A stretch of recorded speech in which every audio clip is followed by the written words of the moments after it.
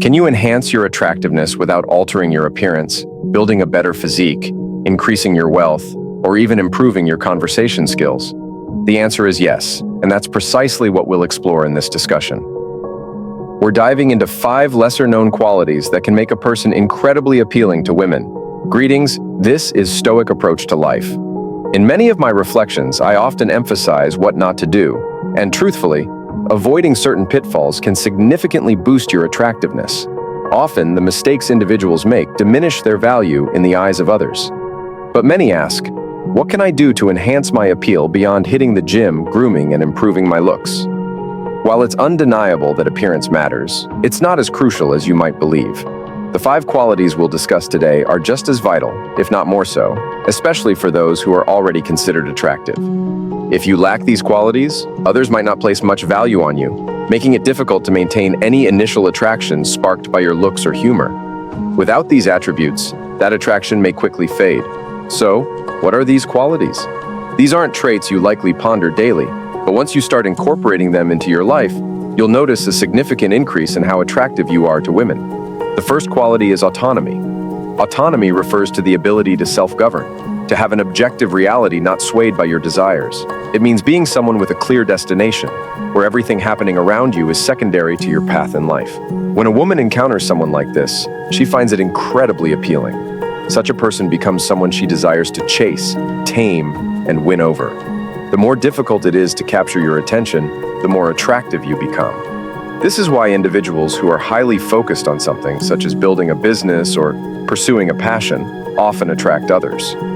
For instance, when I was developing my business a decade ago, my sole focus was on acquiring the skills necessary to succeed and leave my job. The women I met during this time were secondary to my goals, and they could sense that.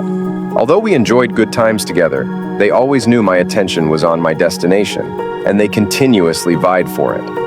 One woman even told me that what she found most attractive about me was my dedication to my business. At the time, I was simply focused on moving forward with my goals.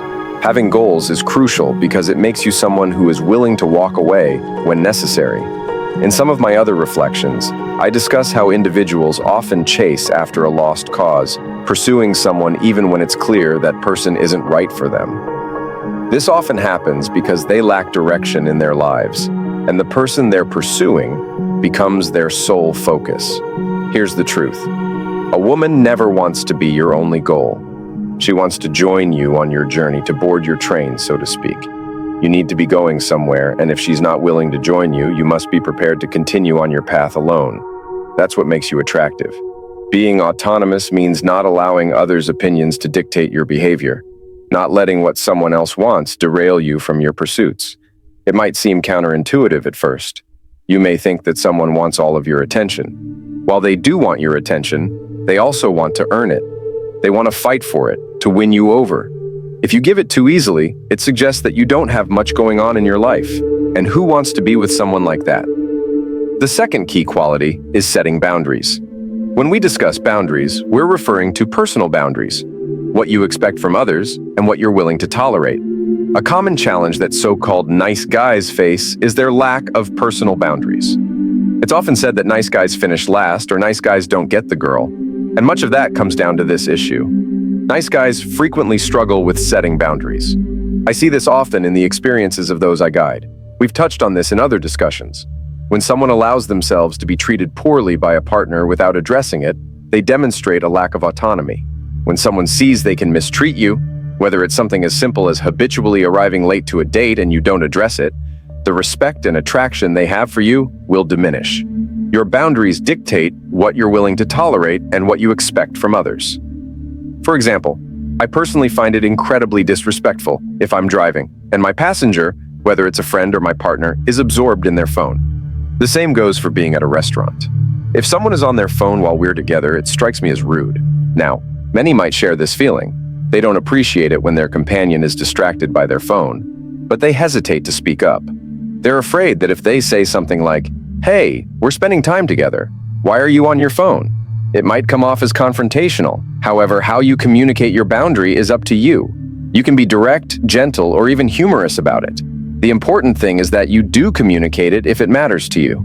Small behaviors like these can be seen as tests of your boundaries.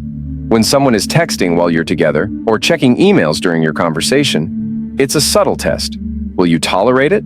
Do you have boundaries, or are you so eager to be with them that you'll allow anything? Another example is one of my friends, Rain. Whenever anyone entered his home, he'd immediately say, "Shoes off at the door," and people would comply. Now imagine what a typical nice guy might do in the same situation. If a woman comes over, he might see her shoes and want to say, "Shoes off at the door," but hesitates, worrying that she might find him too demanding or that she won't like him if he insists. But here's the reality. It's actually the opposite. By asserting your boundaries and saying "shoes off at the door," you're demonstrating that you value yourself highly, and that's attractive. Standing up for yourself, clearly communicating what you won't tolerate, and setting firm boundaries, all of these behaviors make you more appealing. The next quality we'll explore is having high standards. You may notice that many of these qualities are interconnected, but maintaining high standards is essential. When I advise someone to dress better, some might see it as superficial or unnecessary. I used to feel the same way. I'd rather wear sweatpants and a gym shirt all the time and not bother with my appearance when going out. However, I eventually realized that you can often gauge a person's confidence by the clothes they wear. Someone who values themselves and holds high standards invests effort in their appearance. They spend money on what they wear because it sends a message to others. For instance, in the business world, dressing well signals that you view yourself as a person of high value. And when you present yourself as such, others begin to perceive you that way too. Dressing better is just one example of maintaining high standards. Another example is the type of job you have. If you despise your job, constantly complain about it, or find it dull but continue to do it anyway, what does that say? When people ask why you're still at a job you hate and you respond with excuses like, "The job market is tough," or "The benefits are good," it sends a clear message. What does a potential partner think when they see this? They see someone who is willing to settle for a job they dislike, for clothes they don't care about, for a car they don't really want. And what does that imply? It suggests that you're also willing to settle in your relationships, which is far from attractive.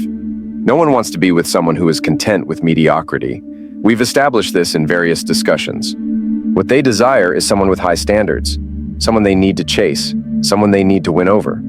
When a person sees that you maintain high standards in all areas of your life, it significantly impacts their perception of you. For example, if someone visits your home and sees that it's thoughtfully decorated, even if it's just your personal taste, it speaks volumes. The same applies to fashion. It doesn't mean you need to look like a model from a magazine, but it does mean you should put effort into how you present yourself. This extends to your relationships as well. If you're spending time with friends you don't respect or consider unmotivated, what does that convey? It tells others that you're willing to settle. And as we've established, no one wants to be with someone who settles. They want to be with someone who holds high standards. The next quality we're delving into is having strong opinions. This is often a reflection of genuine confidence. When people mention wanting a confident person, this is what they're really talking about. Confidence is often misunderstood as some elusive quality, but in reality, it's a blend of various elements, including the ones we've discussed so far. When someone says they want a person who exudes confidence, others might wonder what that truly means. Some think confidence is simply the ability to approach others without fear, but that's not the full picture. You can force yourself to approach someone without fear, but if it's just an act, they'll quickly see through it. True confidence is deeper. Having strong opinions means standing firm even when faced with opposing views. Many people struggle with this, especially when trying to be agreeable. For instance, you might be in a conversation where the other person is venting about a situation. You might see that the other party was actually right, but instead of expressing your honest opinion, you might just agree to avoid conflict. When asked for your thoughts, you might be so afraid to disagree that you simply go along with whatever they're saying, even if it goes against your actual belief.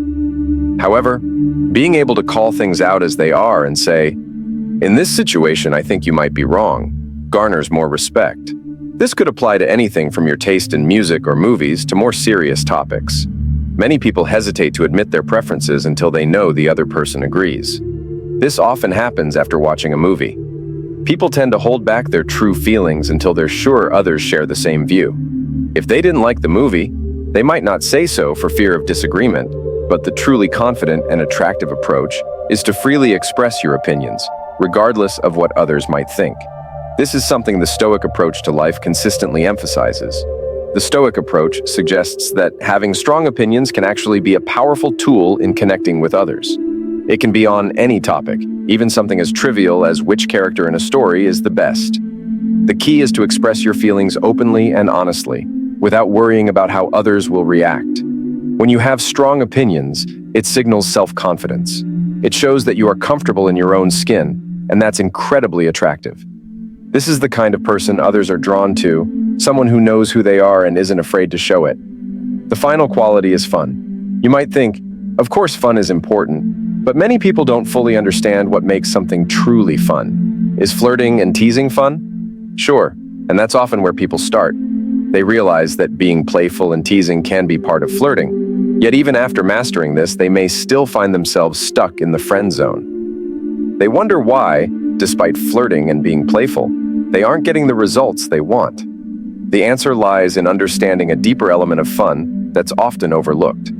If you think about what makes any activity enjoyable, a key factor is not knowing the outcome. This sense of uncertainty is a crucial component of fun. Take watching a football game, for example. What makes it exciting? It's the uncertainty. Your team could win or lose, and that keeps you invested. But if you already know the outcome, the excitement fades. Similarly, when a conversation stays within safe, predictable boundaries, discussing only PG topics and avoiding any risk, it becomes less engaging. Compare that to someone who takes conversational risks, who says what's on their mind without filtering everything. Such a person is usually more fun to talk to. This is one of the reasons why so-called jerks often do well in relationships while nice guys struggle. Nice people tend to conform to what they believe is expected of them. They think they should be gentlemanly, romantic, and chivalrous, avoiding anything that might come across as crude or offensive. But this often leads to predictability, which can be boring. Human beings are drawn to a bit of surprise, to the unknown. In dating, many people fall into predictable patterns. They're like a movie where the ending is already known. Imagine someone who follows all the expected steps, meets someone, goes on a few dates, and everything happens exactly as expected. There's no fun in that because it's too predictable. Now imagine someone who breaks the mold, who doesn't send that predictable follow-up text or who makes an unexpected move. This unpredictability adds excitement and keeps the other person engaged because they don't know what's coming next. This unpredictability is often what sets jerks apart. They tend to be more fun because they don't follow the script, and this keeps the relationship dynamic and interesting. It's not about being disrespectful or uncaring. It's about creating an environment where the outcome isn't always certain, which is inherently more engaging. A lot of people wonder why some seem to chase those who aren't as traditionally nice. The reason is that these individuals often embody qualities like strong opinions, high standards, and boundaries. But beyond that, they offer a sense of fun through unpredictability. They keep others guessing, making them more engaging to be around. When there's an element of uncertainty, it piques interest. The Stoic approach to life often leads to comments like, "I was so confused with you because I didn't know where I stood." That sense of unpredictability kept others engaged and turned casual relationships into something more serious. Many nice people fear introducing uncertainty into a relationship because they want to reassure others from the start that they're committed. However, removing all uncertainty can also remove the elements that make a relationship exciting. I always love to give room in the comments to tell me your experiences and offer an opportunity to get personalized advice from me. I am still working on a better way to connect with some of you for whom this may be private, and you might not feel free exposing these experiences for one reason or another. Either way, I hope you've benefited from this video. Thanks, as always, for watching. And always remember to keep embracing a Stoic approach to life.